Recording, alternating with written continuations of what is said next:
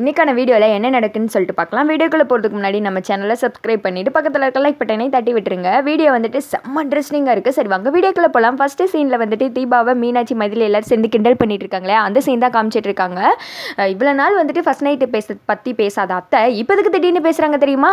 எல்லாம் அந்த காய்கறி செஞ்ச வேலை தான் அப்படின்னு சொல்ல, ஏன்க்கா இப்படி பண்ணிட்டு இருக்கீங்க, ஏன் இப்படி எனக்கு கிண்டல் பண்ணுறீங்க அப்படின்னு சொல்ல, இங்கே பாரு நீ கார்த்திக் எல்லாம் சமைச்சு கொடுத்தியா, இந்நேரம் வந்துட்டு கார்த்திக் சாப்பிட்ருப்பார்ல அப்படின்னு சொல்ல, ஆமாம் சாப்பிட்ருப்பாங்க அப்படின்ற மாதிரி தீபா சொல்கிறாங்க. அப்போது நைட்டு வந்துட்டு ஒரே ரொமான்ஸ் தான்ப்பா அப்படின்னு சொல்லிட்டு மைதிலி சொல்ல, அண்ணி நீங்களும் சேர்ந்து இப்படிலாம் கிண்டல் பண்ணுறீங்க பார்த்தீங்களா, ஆத்தாடி வாழ்நாளில் இனிமேல் அந்த காய்கறியை நான் வாங்கவே மாட்டேன்ப்பா அப்படின்ற மாதிரி சொல்ல ரெண்டு பேருமே சிரிக்கிறாங்க. அப்போது மைதிலி சொல்கிறாங்க, சரி விடு தீபா உன்னோட அக்கா தானே, நாங்கள் கிண்டல் பண்ணாமல் வேறு யார் பண்ண போகிறா சொல்லு அப்படின்னு சொல்லிட்டு மாற்றி பேசிகிட்டு இருக்காங்க. சரி வா கார்த்தி வர்ற டைம் ஆகிடுச்சு, உன்னை மேக்கப் பண்ணி விட்டுட்டு நாங்கள் அதுக்கடுத்து போகிறோம் அப்படின்னு சொல்ல தீபாவுக்கு வந்துட்டு ஜுவல்ஸு அது இதுன்னு எல்லாமே போட்டு வர்றாங்க. ஆல்ரெடி தீபா நீ அழகு தான், இப்போ 100 கிராம் அழகு கூடின மாதிரி இருக்குது அப்படின்னு சொல்லிட்டு அவன் மீனாட்சி சொல்ல, அது என்ன இவ்வளோ கஞ்சத்தனம் 100 கிராம்னு சொல்கிறீங்க, ஏன் 1 கிலோன்னு சொல்லக்கூடாதா அப்படின்னு மைதிலி சொல்ல, 1 கிலோ தான்ப்பா, நீ இங்கே ரெடியாக இரு, நாங்கள் வந்துட்டு கார்த்தியை மேலே அமுச்சு விட்றோம் சரியா அப்படின்னு சொல்ல தீபாவும் வந்துட்டு வெயிட் பண்ணிட்டு இருக்காங்க. தீபா வந்துட்டு கார்த்தியை நினச்சி அப்படியே வைக்கப்பட்டு சிரிச்சுக்கிட்டு இருக்கா. அதே இது ஆஃபீஸில் காமிச்சிக்கிட்டு இருக்காங்க. மேடம் இன்னைக்கு ஓவர் டியூட்டி பார்க்க வேண்டிய உங்கள் லிஸ்ட்டெல்லாம் இருக்குது அப்படின்னு சொல்ல, அந்த லிஸ்ட்டில் கார்த்தி பேரை செய்கிற அப்படின்ற மாதிரி ரம்யா சொல்ல, மேடம் அவர் இன்றைக்கி தான் வேலைக்கு சேர்ந்திருக்காரு அப்படின்னு சொல்ல, நான் சொன்னதை செய்ய இன்றைக்கி வேலை செஞ்சால் அவன் வேலை பார்க்க மாட்டானா அப்படின்னு சொல்ல, சரின்னு சொல்லிட்டு லிஸ்ட்டு படிக்கிறதுக்காக போகிறாரு. இங்கே எல்லோரும் வாங்க இன்றைக்கி ஓவர் டியூட்டி பார்க்க வேண்டியவங்க பேரெலாம் இருக்குது அப்படின்னு சொல்ல, அந்த பேரில் வந்துட்டு கார்த்தியோட பேர் இருக்குது. மாணிக்க கேட்குறாரு, இன்றைக்கி தான் கார்த்திக் தம்பி வேலைக்கு செஞ்சுருக்காரு, அதுங்களும் எப்படி இவர் பேரை போட்டிங்க அப்படின்னு சொல்ல, நான் எதுவும் சொல்லலை, மேடமே தான் இவர் பேரை போட சொன்னாங்க அப்படின்னு சொல்ல, ஓஹோ இது மேடமோட சிபாரிசு தானா அப்படின்னு சொல்லிட்டு, அந்த மேடத்துக்கு உன் மேலே ஏதோ கோவம்ப்பா, அதனால தான் வாண்டடாக உன் பேரை எழுத்து விட்டுருக்கு, இங்கே பாருங்கப்பா தம்பி முதல் நாள் வேலை பார்க்குறாரு, தம்பிக்கு எந்த பிரச்சனையும் ஆகக்கூடாது, எல்லாம் வந்துட்டு அனுசரித்து பார்த்துக்கோங்க அப்படின்னு சொல்ல, மாணிக்கோ அதெல்லாம் நாங்கள் பார்த்துக்குறோம் அப்படின்றாங்க. இங்கே பாருங்க தம்பி எந்த பிரச்சனைனாலும் உடனே கால் பண்ணுங்க, ஓடி வந்துடுவேன் அப்படின்ற மாதிரி சொல்ல, சரிண்ணே நீங்கள் போயிட்டு வாங்க அப்படின்னு சொல்லிட்டு கார்த்தி அமுச்சு வைக்கிறாங்க.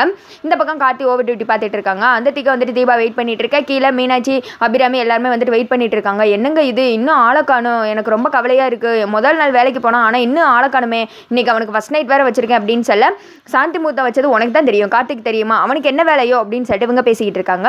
ரூமில் வந்துட்டு அந்த திருட்டுக்கோட்டுங்கெல்லாம் ஒன்றா உட்காந்து பேசிகிட்டு இருக்குதுங்க.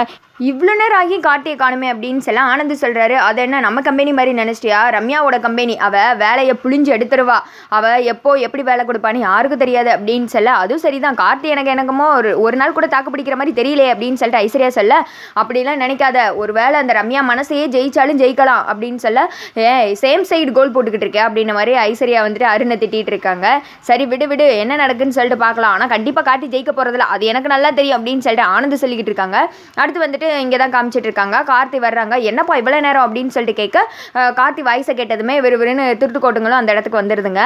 இல்லைம்மா இன்னைக்கு வந்துட்டு ஓவர் டியூட்டி கொடுத்துறாங்க அதனால தான் அப்படின்னு சொல்ல, ஆமாம் இன்னைக்கு இப்போ ஃபர்ஸ்ட் நைட் நடந்த மாதிரி தான், அதான் டயர்டு வந்துட்டு அவன் முகத்திலே தெரியுது அப்படின்னு சொல்லிட்டு இந்த பக்கம் வந்துட்டு ரியா கமெண்ட் கொடுத்துட்டு இருக்காங்க.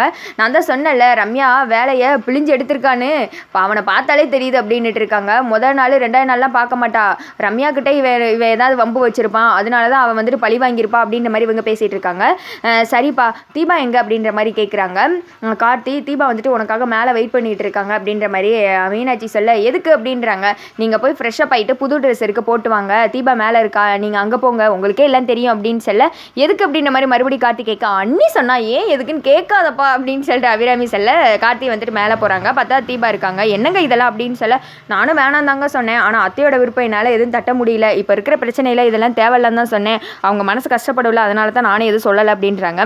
சரி நான் போய் வந்துட்டு ஃப்ரெஷ்ஷப் ஆகுறேன் அப்படின்னு சொல்லி கார்த்தி போகிறதுக்கு முன்னாடி, ஏங்க உங்ககிட்ட ஒரு கேள்வி அப்படின்றாங்க. என்னது அப்படின்னு சொல்லிட்டு கார்த்தி கேட்க, உங்களோட ஓனர் வந்துட்டு லேடி அப்படின்ற மாதிரி சொன்னாங்க, அவங்க எப்படி இருப்பாங்க என்ன எதுன்னு தீபா வந்துட்டு ரொம்ப ஆர்வமாக விசாரிக்க, ஏன் அவங்க எப்படி இருந்தால் உங்களுக்கு என்ன அப்படின்ற மாதிரி கேட்குறாங்க. இல்லை ரம்யா விஸ்வநாதன் சொன்னாங்களே, இந்த விஸ்வநாதன் அவங்க ஹஸ்பண்ட் பேரா அப்படின்னு கேட்க, இல்லை அவங்க அப்பா பேர், அப்போ கல்யாணம் ஆகாதவங்களா அப்படின்னு சொல்லிட்டு தீபா ஷாக் ஆகுறாங்க. ஆமாம் அப்போது நெட்டையாக இருப்பாங்களா குட்டையாக இருப்பாங்களா குண்டாக இருப்பாங்களா ஒல்லியாக இருப்பாங்களா அப்படின்னு சொல்லிட்டு மாற்றி தீபா கேட்க, அவங்க வந்துட்டு அழகாக தான் இருப்பாங்க, ஆனால் எனக்கு ஒருத்தங்க இருக்காங்க அந்த அளவுக்குலாம் அழகு கிடையாது அப்படின்னு சொல்ல, அவங்க யாரு அப்படின்னு சொல்லிட்டு தீபா கேட்டதுமே, அது ஒருத்தங்க உங்களுக்குலாம் தெரியாது அப்படின்ற மாதிரி சொல்கிறாங்க. யாருன்னு சொல்லுங்க அப்படின்ற மாதிரி சொன்னது, போய் கண்ணாடியை பாருங்க அப்படின்னு சொல்லிட்டு கார்த்தி வந்துட்டு விறுவிறுன்னு கிளம்ப தீபா வந்துட்டு ஒரு மாதிரி பார்க்குறாங்க. அப்படியே பார்த்துட்டு சிரிக்கிறாங்க கார்த்தியை பார்த்து. கார்த்தி தீபாவை பார்த்து அப்படியே லுக்கை விட்டு சிரிச்சுக்கிட்டே வந்துட்டு கிளம்புறாரு. அடுத்த நாள் காலையில் வந்துட்டு ஹாலில் எல்லோரும் இருக்காங்க. அப்போ போல் ஒரு லாயர் வர்றாங்க. ஆனந்த் இங்கே யார் அப்படின்னு கேட்க, நான் தான் அப்படின்றாங்க. இந்த டிவோர்ஸ் பேப்பரில் சைன் பண்ணுங்க அப்படின்னு சொல்ல, ரியா நீ ஏதோ ஒரு வக்கீலை பார்த்துருக்கேன்னு சொன்னேன் அவர் அப்படின்னு கேட்க, ஐயோ நம்ம வக்கீலை பார்க்கவே இல்லையே, போய் தான் சொன்னால் இப்போ இவர் யார் அப்படின்னு சொல்லிட்டு யோசிச்சுட்டு இருக்கேன். நான் பார்த்த வக்கீல் இவர் இல்லை அப்படின்ற மாதிரி ரியா சொல்லிடுறாங்க.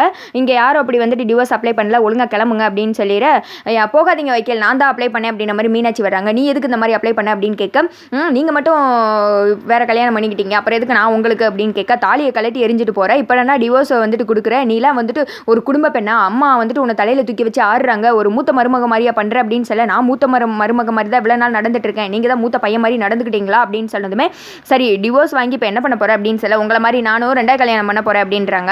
ஆனந்த் வந்துட்டு ஒரு மாதிரி சாக்காய் போய் பார்க்குறாங்க. ஆமாம் நீங்கள் மட்டும் கல்யாணம் பண்ணி சந்தோஷமா இருக்கணும், நான் இருக்கக்கூடாது அப்படின்னு சொல்ல, ரியா சொல்கிறாங்க சனியை விட்டு ஒழிஞ்சிச்சுன்னு கையெழுத்து போட்டு கொடுங்க, அப்போ தாங்க நமக்கு சந்தோஷமா இருக்க முடியும், போனால் போயிட்டு போகிறா, அவள் தான் தாலி எரிஞ்சிட்டு போயிட்டால அப்படின்னு சொல்ல, இப்போ என்ன சைன் போட்டு கொடுக்கணும் அவ்வளோதானே அப்படின்னு சொல்லிட்டு வெறுன்னு வந்துட்டு ஆனந்த் சைன் போட போக, இது தீபா மைதிலி இவங்களோட பிளான் தான் போல, ஐயோ என்னது சைன் போட போகிறாங்க அப்படின்னு சொல்லிட்டு தீபா வந்துட்டு ஒரு மாதிரி பயத்திலே பார்த்துட்டு இருக்க, மைதிலி வந்துட்டு பார்க்குறாங்க, என்ன சைன் போடுங்க அது இதுன்னு சொல்லி ஏதாவது தட்டி கழிக்கலான்னு பார்க்குறீங்களா அப்படின்னு சொன்னதுமே, திடீர்னு வந்துட்டு ஆனந்த் சைன் போட முடியாது, என்னால் முடியாது அப்படின்ற மாதிரி சொல்ல, தீபா மைதிலி எல்லாரும் சிரிக்கிறாங்க. அதோட பார்த்தீங்கன்னா இந்த வீடியோ வந்துட்டு முடிஞ்சு.